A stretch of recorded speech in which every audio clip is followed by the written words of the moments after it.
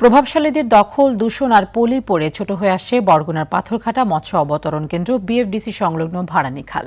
স্থানীয়রা বলছেন, এভাবে দখল হতে থাকলে অচিরেই খালটি বিলীন হয়ে যাবে। নিরাপদে নোঙর হবে না জেলে ট্রলার। এতে চরমভাবে ক্ষতিগ্রস্ত হবে মৎস্য অবতরণ কেন্দ্র সহ মৎস্যজীবীরা। বরগুনার পাথরঘাটা থেকে তাওহিদুল ইসলাম শুভর পাঠানো তথ্য ও চিত্র আরো জানাচ্ছেন আবরার মাহি।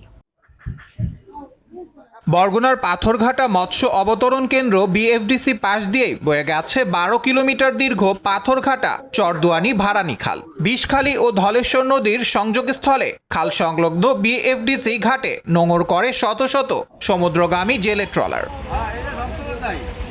তবে সময়ের ব্যবধানে প্রভাবশালীদের অবৈধ দখল, ভরাট আর ময়লা আবর্জনা পড়ে আস্তে আস্তে ছোট হয়ে আসছে খালটি।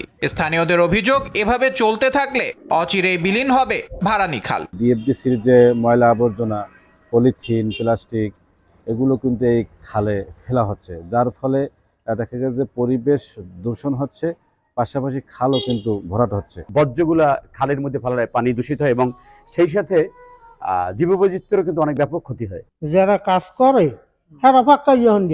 বিএফডিসি কর্তৃপক্ষের সাথে কথা বলে ব্যবস্থা নেওয়ার আশ্বাস এ কর্মকর্তার। বিএফডিসির কর্মকর্তার সাথে একটু প্রাথমিক আলোচনা করেছি এবং পরবর্তীতে আমরা আরো সুন্দরভাবে কিভাবে পদক্ষেপ নিয়ে এই পরিবেশটাকে ভালো রাখা যায়, খালকে কিভাবে উন্মুক্ত রাখা যায় এবং কিভাবে পাথরঘাটা অত্যন্ত সুন্দর থাকে সেটা আমরা ব্যবস্থা গ্রহণ করব। শুধু আশ্বাস নয়, এ ব্যাপারে কর্তৃপক্ষের নিকট দ্রুত পদক্ষেপ গ্রহণের দাবি স্থানীয়দের। আবরার মাহি, RTV।